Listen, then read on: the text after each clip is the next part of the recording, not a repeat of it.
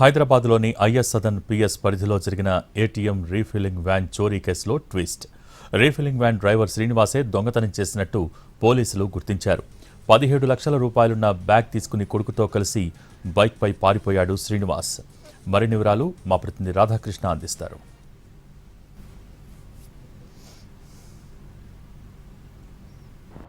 2 రోజుల క్రితం ఐఎస్ఆర్లో ATM recovery అంటే ఏటీఎంలో నగదు రీఫిల్లింగ్ చేసేందుకు వచ్చిన వ్యాన్కు సంబంధించిన దాంట్లో ఎవరైతే డ్రైవర్గా ఉన్నారో ఆ డ్రైవరే అందులోంచి వ్యాన్లోంచి దాదాపు 17 లక్షల రూపాయల విలువైన బ్యాగును ఎత్తుకొని వెళ్లిన ఘటనలో టాస్క్ ఫోర్స్ పోలీసులు కీలక ఆధారాలను సేకరించడం జరిగింది. ఈ కేసులో పెద్ద ట్విస్ట్ అని చెప్పాలి. తండ్రి కొడుకులు కలిసి చోరీకి పాల్పడినట్లుగా ఇప్పటి వరకు పోలీసులు నిర్ధారించారు. దానికి సంబంధించి దర్యాప్తు కూడా ఒకవైపు కొనసాగుతుంది. మొత్తం 5 టీంలు అంటే ఈ నెల 23వ తేదీన ఎప్పుడైతే ఏటీఎం సంబంధించిన వ్యాన్లో డబ్బును ఎత్తుకొని వెళ్లారో డ్రైవర్ శ్రీనివాస్, అప్పటి నుండి కూడా అతని కోసం గాలించడం మొదలుపెట్టారు. సీసీ కెమెరాల ఆధారంగా కేసును ట్రేజ్అవుట్ చేసే ప్రయత్నం అయితే చేశారు. ఈ కేసుకు సంబంధించిన దాంట్లో శ్రీనివాస్ని ప్రస్తుతం అదుపులోకి తీసుకున్నట్లు కూడా మనకు తెలుస్తుంది. ప్రస్తుతం శ్రీనివాస్తో పాటు అతనికి సహకరించిన అతని కుమారుడు ఇద్దరిని కూడా అదుపులోకి తీసుకుని విచారిస్తున్నట్లు కూడా మనకు తెలుస్తుంది. అయితే ఈ నెల 23వ తేదీన క్లియర్డ్ సెక్యూరిటీ సర్వీసెస్ లిమిటెడ్కి సంబంధించిన ఎవరైతే ఏటీఎంలలో రీఫిల్లింగ్ చేసే క్యాష్ కస్టోడియన్లు ఉంటారు, సురేష్తో పాటు పాపయ్య, వీళ్ళిద్దరు కూడా కస్టోడియన్లుగా ఉన్నారు. వీరితో పాటుగా ఆ వ్యాన్కి గన్మెన్ ఉంటాడు. ప్రతి ఏటీఎంకి తీసుకొని వెళ్లే నగదుకు సంబంధించి రీఫిల్లింగ్ చేసే వ్యాన్ ఏదైతే ఉంటుందో ఆ వ్యాన్లో గన్మెన్ కూడా ఉంటాడు. ఆ గన్మెన్ నబీ, వీళ్ళు నలుగురు కలిసి కూడా 30 లక్షల రూపాయలను తీసుకొని నగరంలో ఉన్న కొన్ని ఏటీఎం సెంటర్ వాళ్ళకి అలాట్ చేసిన ప్రాంతాల్లో వాళ్ళు వెళ్లి ఆ ఏటీఎంలో నగదును రీఫిల్లింగ్ చేస్తూ వస్తుంటారు. ఆ రోజు ఈ నెల 23వ తేదీన అదే మాదిరిగా దాదాపు 6 ఏటీఎంలలో నగదును రీఫిల్లింగ్ చేశారు. ఆ తర్వాత ఐఎస్ఆర్ పోలీస్ స్టేషన్ పరిధిలోని ఈదీ బజార్కు వచ్చారు.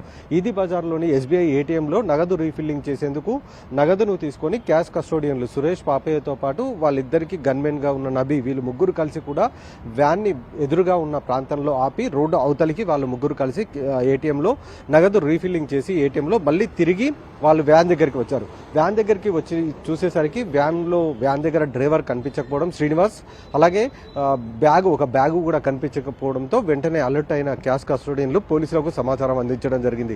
పోలీసులు అక్కడికి వచ్చిన తర్వాత పూర్తి స్థాయిలో దర్యాప్తు చేశారు సీసీ కెమెరా ఫుటేజ్లో. అందులో శ్రీనివాస్ చాలా స్పష్టంగా సీసీ కెమెరాల్లో బ్యాగు తీసుకొని 2 వీలర్పై వెళ్తున్న సీసీ కెమెరా ఫుటేజ్ను గుర్తించడం జరిగింది.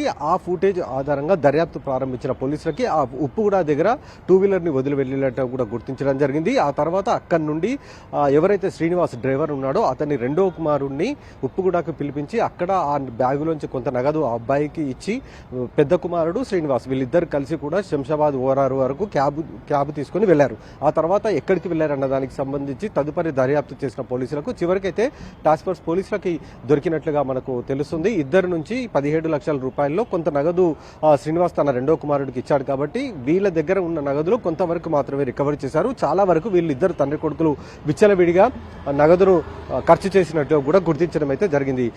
కొన్ని నెలల క్రితమే ఇతను శ్రీనివాస్ జగిత్యాలకు సంబంధించిన ఇతను ఈ క్లియర్డ్ సెక్యూరిటీ సర్వీసెస్ లిమిటెడ్లో డ్రైవర్గా చేరాడు. ఎప్పుడైతే ఇతను ఆ నగదు ట్రాన్సాక్షన్స్ అనేవి జరుగుతూ ఉన్నాయో, అంటే నగదును తీసుకుని వెళ్ళడం, ఏటీఎంలలో రీఫిల్లింగ్ చేయడం ఇదంతా గమనించాడో వెంటనే తనకు నగదు ఎలాగైనా కొట్టేయాలని ప్లాన్ చేశాడో అతని కుమారుడితో ఏకంగా కొడుకుతోటే ప్లాన్ చేసి చివరికి ఈ నెల 23వ తేదీన అదును దొరకగానే క్యాష్ 17 లక్షల రూపాయల బ్యాగును తీసుకొని అయితే పారిపోయిన ఘటన చోటు చేసుకోవడం జరిగింది. మొత్తానికి ఈ కేసులో తండ్రి కొడుకులే నిందితులుగా గుర్తించారు. ప్రస్తుతం వాళ్ళిద్దరిని అదుపులోకి తీసుకొని విచారిస్తున్నారు పోలీసులు. కెమెరామెన్ రాజరమేశ్వర్, రాధాకృష్ణ, హైదరాబాద్.